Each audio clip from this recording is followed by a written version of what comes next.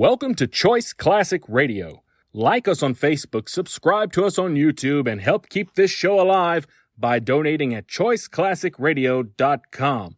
For more of your favorite old-time radio shows, join us on our companion podcast, Choice Classic Radio, Mystery, Suspense, Dramas, and Horrors, where we bring to you the most mysterious tales that the golden age of radio had to offer. And now, with 728 episodes made, broadcasting on CBS Radio Network from 1949 to 1962, we bring to you yours truly, Johnny Dollar. From Hollywood, it's time now for Edmund O'Brien as... Johnny Dollar. Mitchell Dollar. Oh, swell. Take some warm milk. You'll be asleep in an hour. I'm sorry to wake you up, but this is important. Okay. How fast can you get to New York? Pretty fast. If you let me get out of bed and slip on some clothes, I might make it in a couple of hours. Well, it's 5:30. Get to the New York office by the time it opens. Unless I get a 40-mile tailwind, you're going to be an awful liar. What's this all about? A double indemnity. A man named Farmer burned to death. He has a wife. She gets $100,000 unless... She likes fires. Okay. I'll get out of bed.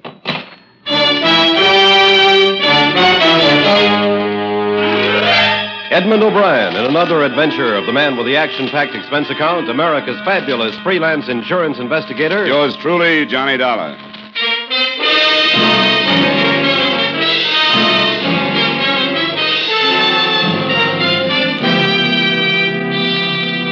Expense account submitted by Special Investigator Johnny Dollar to Home Office, Great Eastern Life Insurance Company, Hartford, Connecticut. The following is an accounting of expenditures during my investigation of the George Farmer matter. Expense account item 1, $5.80 for gas and a cup of coffee between Hartford and your New York office. Oh, come in, Mr. Dollar. Mr. Mitchell called me this morning. 5 o'clock, said you'd be here. He called me at 5:30. He must have been very sure you'd take the job. He's familiar with my bank account. Here are the briefs on the case. Mr. Farmer was on his vacation in the Catskills, a place called the Sportsman's Retreat. Uh-huh. This is the correct address on the wife? Yes. Excuse me. Yes? Who? Oh, put him on. Yes, hello, Dr. Evans. Yes. Farmer? George Farmer? Yes, that's right. Our investigator's here now. All right, I'll have him come right over. Certainly. This is Dr. William Evans, one of our insurance doctors. He says he has some information on the Farmer case. Oh? He was the one that okayed Farmer for the policy. He's in the Equitable building. You better go on over. He says it's rather important.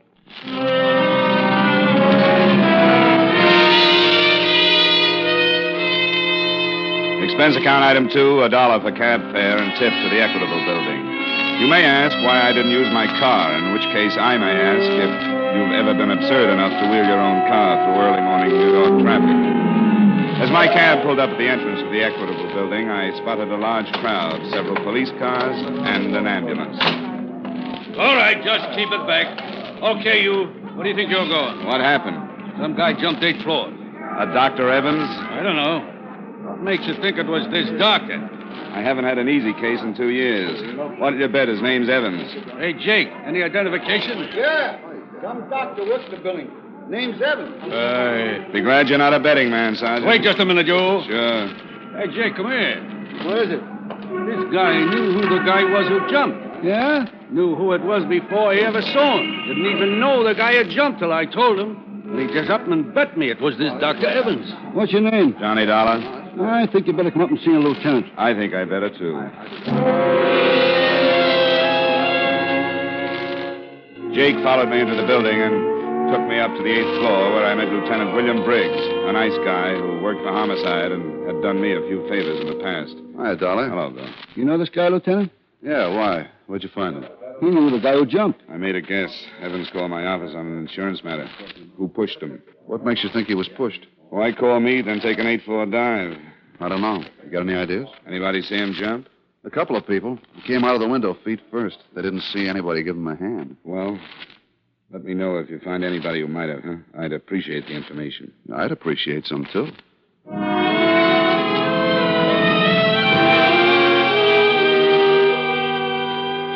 Expense account item 3, $1.50 for another cab to the home of Mrs. George Farmer. On the way over, I tried to put the first pieces together. A man named Farmer burned to death. A doctor named Evans had examined him and had some information. Evans winds up dead on the sidewalk. Answer, maybe Mrs. Farmer had it. Come in, Mr. Dollar. Thank you.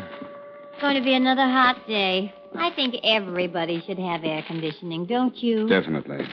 Just make yourself comfortable. Can I get you something cold? Oh, no, thank you. I'd like to ask you some questions, Mrs. Farmer. About my husband's death? Yes. I've already talked to Mr. Arthur from your office, and I've told the police everything I know. Do you know a Dr. Evans? Dr. Evans?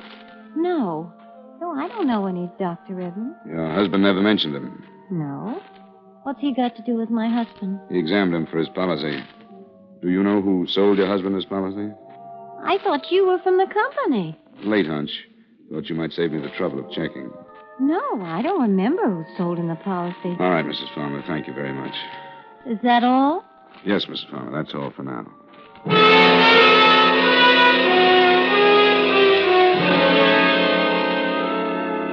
Expense account item 4, $1.15 for another cab back to the offices of Great Eastern Insurance, where I looked up the name of the agent who sold Farmer his policy.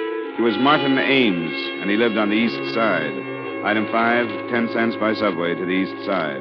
Not conscience-stricken, just tired of cabs. Yes, what is it? I'm looking for Martin Ames. Hey, take it easy. What's wrong? I'm Mrs. Ames. I was just on my way to the hospital. Martin's been in an automobile accident.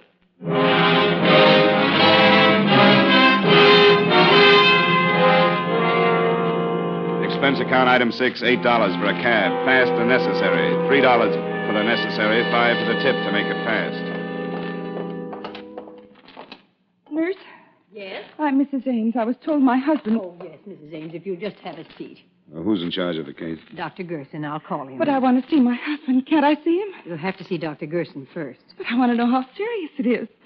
I should be with my husband if it's If serious. you'll just be patient for a moment, I'll get Dr. Tully. Come on, Mrs. Ames. Let's sit down over here. Come on.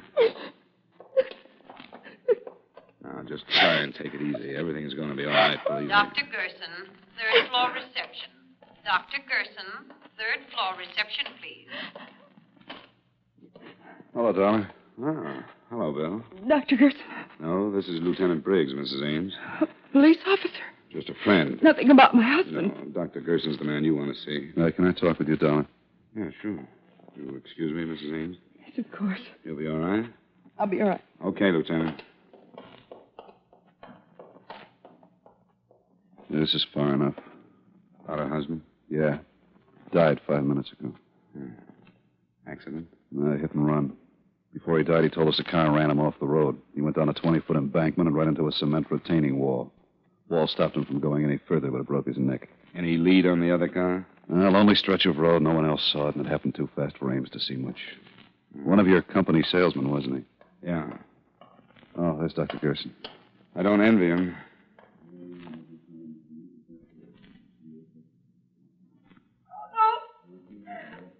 Oh, dear God, no. Come on, Briggs. This is turning into a rotten mess.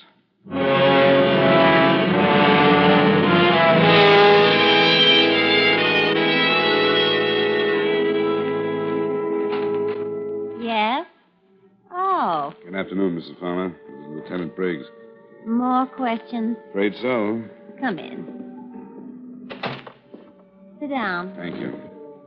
This Farmer, 2 men have been killed today. Both of them knew your husband. What are you getting at, Lieutenant? I'm not sure. Where were you at the time of your husband's death? Right here. Right in this apartment. Why didn't you go with him to the Catskills? Because I didn't feel like it this year. He's been going to Catskills every year for the past 15 years, and I was getting tired of it. Are you trying to imply that my husband's death was not an accident? We're just trying to find out why 2 men were killed. What have these 2 men got to do with my husband? Who are they? One was the doctor I mentioned this morning. I told you I never heard of him. The other was the insurance man who sold your husband his policy.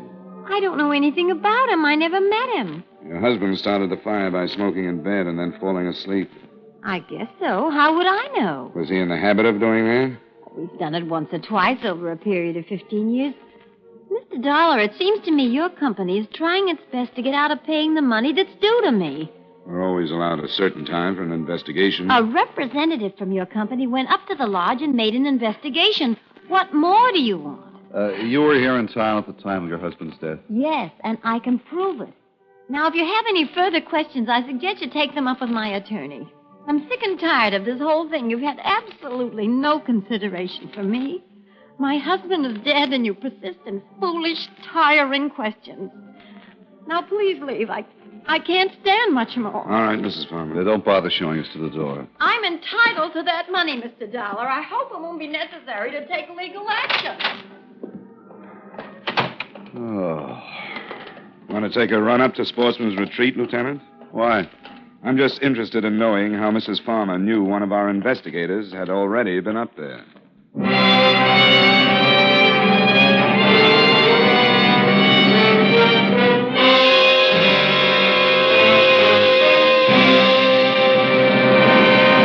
We will return you to the second act of yours truly, Johnny Dollar, in just a moment. A brilliant orchestra leader and a rising young singing star will be found at CBS, the Star's Address, starting tomorrow.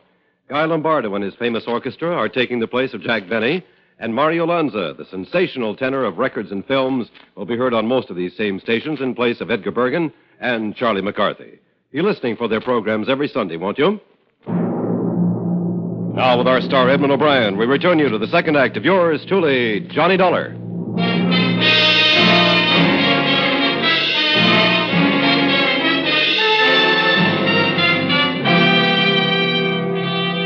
Briggs and I climbed into the squad car and started the long drive for the Catskills. Around 7 in the morning, we turned off the main highway and onto a dirt road. A sign reading Sportsman's Retreat, 2 miles, pointed the way, and 20 minutes later, we were pulling up in front of the main lodge. Oh, I got a stiff neck. Man coming out of the lodge. Well, morning. Good morning. Well, I suppose you could... Oh, police car, huh? Yeah, I'm Lieutenant Briggs. This is Mr. Dollar. Oh, Mr. Well, howdy. You up here about Mr. Farmer's death? Yeah, unofficially. You run the place? Well, do you ask? I'm the foreman. My name's Pop Sloan. Everybody just calls me Pop. We thought we'd stay a while, Pop. Can you put us up? Why, why, sure. How long you figure on being around? Not long. Well, come on in. Come in. Breakfast was an hour ago. If you're hungry, I can have the cook rustle up some old any bacon and eggs. Anything. Oh, sounds good. Many people staying here, Pop? Oh, about 14. 14. The same crowd comes up every year. It's sort of a club, you might call it. How many years did George Farmer come up? Oh, about the last 15 years, I guess. Who owns the place? Mr. Phillips. He ain't here now. He phoned and said he'd be in sometime this afternoon. Say, how come you fellas are interested in Mr. Farmer's death? We had the sheriff investigate. Some insurance fellow was up here for 3 days. You're a little late, ain't you? Well, there are a few ththings we haven't cleared up, Pop. Sure appreciate some help. Well, yeah, I'll give you all the help I can. I'll go get some breakfast for you, and then we can gab a while, eh? Pop went back to the kitchen, and we relaxed in a couple of big leather chairs in front of a large window that looked out on a row of cabins. Well, that last cabin must have been Farmer's. Yeah, nothing much left of it. Beautiful up here, isn't it, Johnny? Look at those trees with the sun shining through them. Lieutenant. Yeah? Your soul is showing.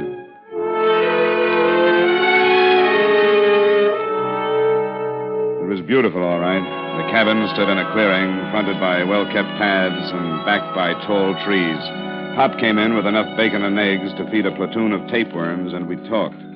Hey, where is everybody, Pop? Oh, out fishing. We get up about 4. It's about 4:30 around here. Many of the men bring their wives? Bring their wives? Well, some of them. Mr. Farmer used to bring his up every year. He was the most beautiful, fine-looking woman, Mrs. Farmer. Didn't come up this year, though. Too bad, too. Oh, really? Why? Why, I might have saved him.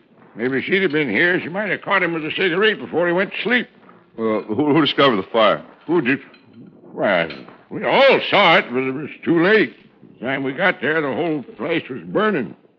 By the time we got the hoses going, there wasn't much left. You say you all saw it? Where were you? Where were we? Why, we was up the Willow Peak cooking out. It's about 3 miles from camp. See it right from here. You see it? There's that tall peak there to the left. No, to the left. There's those trees. Yeah.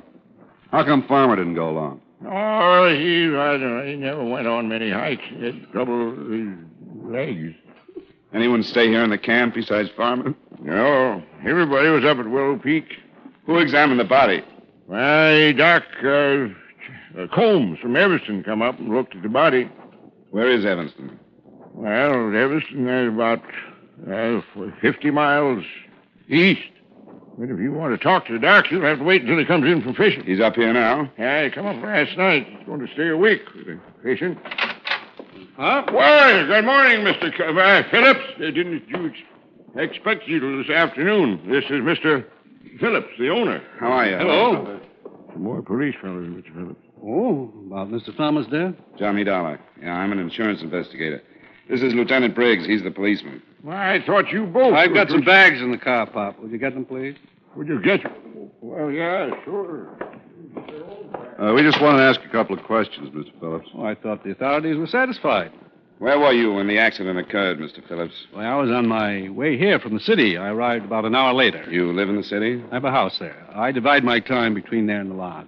Tell us something about Farmer, Mr. Phillips. What kind of a man was he? You fellas want any more breakfast? No, thanks, Pop. Go ahead, Mr. Phillips. Well, there really isn't much to tell. Farmer was a nice sort of guy, quiet. Do you have any trouble with him smoking in bed before? Several times. Nearly started a fire 2 years ago. Wouldn't that make you watch him a little more closely? His wife came up with him every year, but this one, she was usually near enough to prevent any trouble. Isn't your company satisfied, Mr. Dollar? Routine. How long did Farmer usually stay here? Oh, a week, 10 days. However long his vacation lasted. He was in the advertising business, wasn't he? Yeah, I believe so. How much did it cost him to come up here every year? Oh, anywhere from $200 to $300. He was tight as the devil, known for it. This was the only luxury he allowed himself. He'd tell everyone he'd save all year just to come up here and relax for a week. Lieutenant, Mr. Dollar, here comes Doc Holmes. What's got a limit? You interested in talking to the doctor? Yeah, Pop tells us he was the one who examined the body. Hey, what did you get, Doc? Hi, Pop. Got my limit. Well, good for you. Come on over here. Couple of fellas want to talk to you. Well, how are you, Phil? Pop said you weren't due in till this afternoon. I'm fine, Doc. This is Lieutenant Briggs and Mr. Dollar. How are you, Doctor? Police? Him. The other's an insurance investigator. I want to ask you a few questions. Clear up a few things about George Farmer getting burned to death. All right. Thanks, Pop. Well, how about having a cook clean up those fish, Pop? The fish? Well, all right, sure. I don't think I could tell you much more than I've already told the sheriff. Did you know George Farmer prior to his death? Yes. Over a period of 10 years. Did you identify the body? Well, not at first. It was pretty badly burned. Not at first. Well, how were you able to identify it later? Well, when they told me that George had a broken wrist, I found the broken section of bone and identified it. Broken wrist? Yes, Mr. Dollar. When George arrived, his lower arm was in a cast. He told us that he'd broken his wrist the week before. What day did he arrive? Tuesday of last week. Which wrist was broken? The right one. Would you say he could move his fingers well enough to write? Depends on how recent the accident. What are you getting at, Dollar? Do either of you know where Farmer had his wrist treated? No. Dollar, would you mind letting me know? Briggs, can you call the precinct and have a man check and find out where Farmer had that wrist treated? Sure, but I don't see why. George Farmer had to sign that insurance policy, didn't he? Well, he could have done it with his left hand. Go find out when he broke that wrist. And I think I can show you that George Farmer was murdered. Murdered?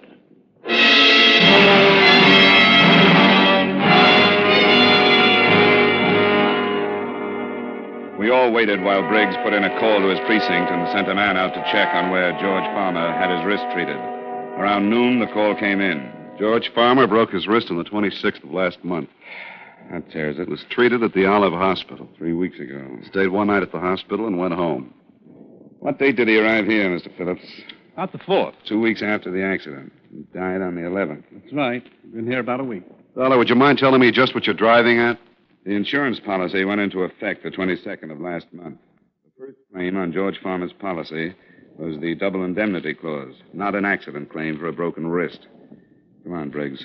Let's go back to town. Talk to Mrs. Farmer.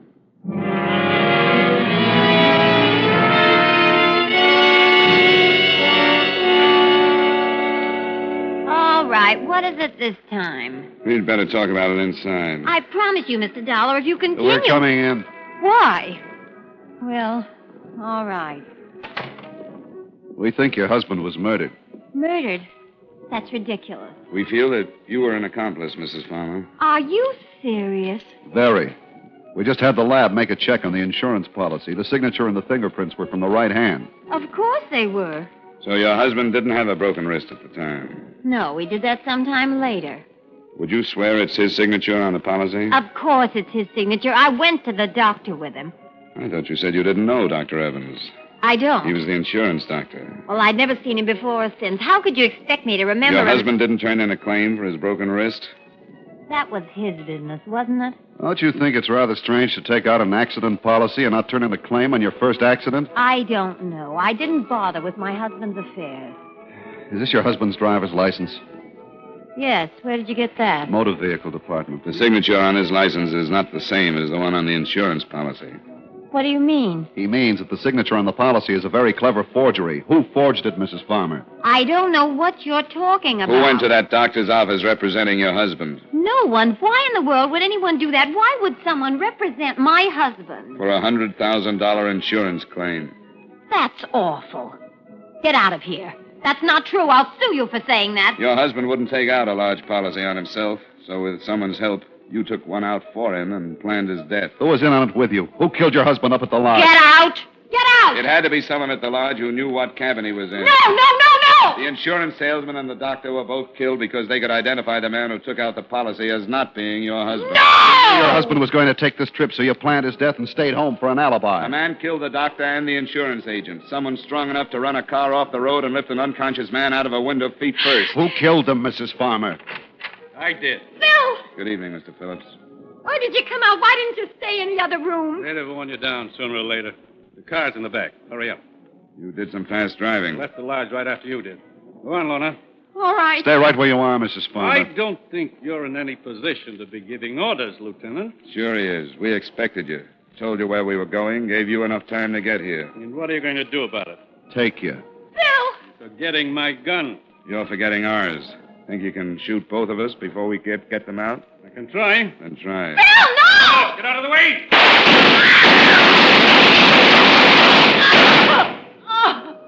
Dollar? Okay. Just a little scared. Girl's hit. Phillips is pretty dead. Mrs. Farmer? Yes. I'll get an ambulance. You want to tell me about it? Oh, all right. Don't make any difference now. Phillips killed your husband and the other two men? Yeah. We fell in love 3 summers ago. But he planned it. The whole thing was his idea. Sure, I know. The state is pretty narrow-minded about those things, honey. A guy like that gets ideas and gets dead for it. If you like his ideas, you just have to get into some kind of trouble along the way.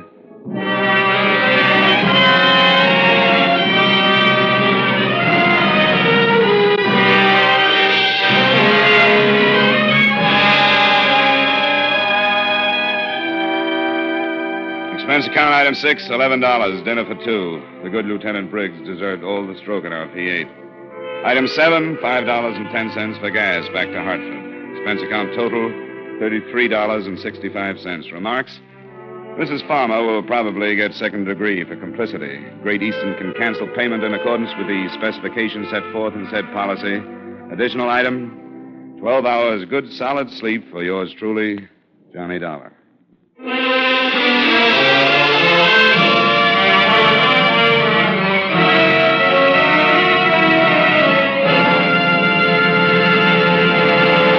Yours truly, Johnny Dollar, stars Edmund O'Brien in the title role and was written by Blake Edwards with music by Wilbur Hatch. Edmund O'Brien can soon be seen in the Paramount Pictures production, Warpath. Featured in tonight's cast were Hy Averback, John McIntyre, Herb Butterfield, Harry Lang, Jeanette Nolan, and Virginia Gregg. Yours truly, Johnny Dollar, is produced and directed by Jaime Del Valle. This is Dick Cutting inviting you to join us next week at this time when Edmund O'Brien returns as... Yours truly, Johnny Dollar.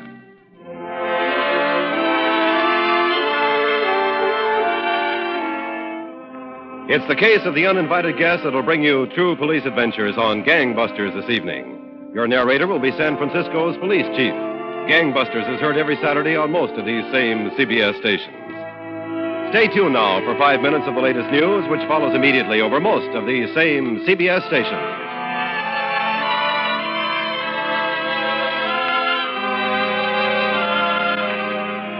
This is CBS, where you meet adventure with Charlie Wilde. Sunday is the Columbia Broadcasting System.